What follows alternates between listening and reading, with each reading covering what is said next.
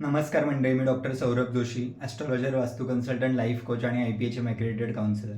मित्रांनो, आजचा आपला विषय आहे हा वास्तू रिलेटेड आहे मित्रांनो. तर वास्तू रिलेटेड गोष्टी एका वेळेनंतर खूप जास्त अपील का होतात माहिती आहे का मित्रांनो? कारण बाकी जे टॉपिक्स आहेत, फॉर एक्झाम्पल ॲस्ट्रॉलॉजी आहे, लाईफ कोचिंग आहे, काउन्सिलिंग आहे, या सगळ्या लॉजिकल गोष्टी आहेत मित्रांनो. आपण मनाशी डील करत असतो आणि ओव्हरऑल ज्या काही रेमेडीज असतात त्याही आपण फिजिकली जरी करत असलो तरी त्याचे बऱ्याचशा गोष्टी या लॉजिक्सवर, आपल्या फेथ विश्वासावरती अवलंबून असतात.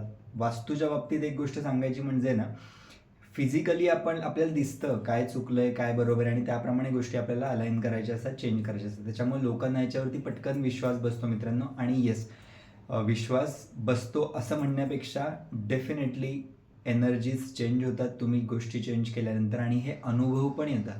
बऱ्याच लोकांना सुरुवातीला विश्वास नसतो, पण जेव्हा अनुभव येतो ना मित्रांनो, तेव्हा त्यांचा खूप छान विश्वास बसतो याच्यावर, आणि त्यांना जसे रिझल्ट्स पण मिळतात लाईफमध्ये.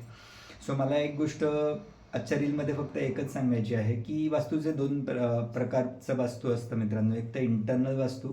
एखाद्या वास्तूमध्ये आपण गेल्यानंतर आतमध्ये जे काय आपल्याला दिसतंय त्याप्रमाणे आपण क्लायंटला गाईड करतो.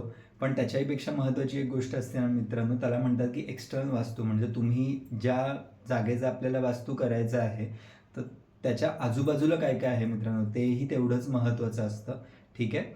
सो त्या पर्स्पेक्टिव्हली जेव्हा तुम्ही वास्तू बघता ना, तेव्हा तुम्हाला अजून खूप छान रिझल्ट्स मिळतात.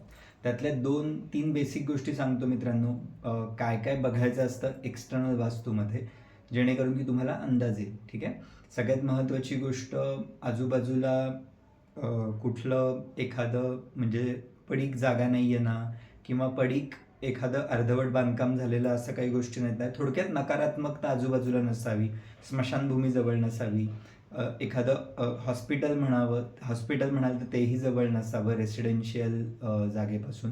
ठीक आहे. त्याच्यानंतर दुसरी गोष्ट मला सांगायची आहे ती म्हणजे वेस्ट आणि साऊथ, दक्षिण आणि पश्चिम, ही जी दिशा आहे ना, ती हेविली लोडेड पाहिजे. त्याच्यानंतर उत्तर आणि पूर्व ही दिशा कमी लोडेड पाहिजे मित्रांनो.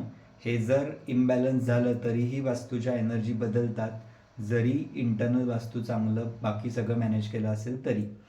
ठीक आहे. आणि नेक्स्ट अजून एक गोष्ट सांगायची आहे मला, ती म्हणजे तुमच्या उत्तर आणि पूर्वेला जेवढं तुम्ही लाईट वेट गोष्टी ठेवाल तेवढं चांगलं आहे, आणि तुमच्या साऊथ आणि वेस्टला जेवढं तुम्ही हेविली लोडेड गोष्टी असतील तेवढं चांगलं आहे from external point of view.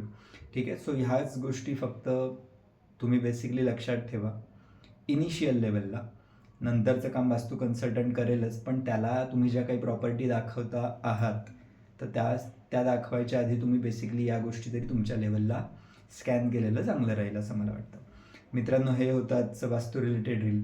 तुम्हाला जर आवडलं असेल तर प्रतिक्रिया द्यायला विसरू नका. तुमचाच सौरभ. जय हिंद.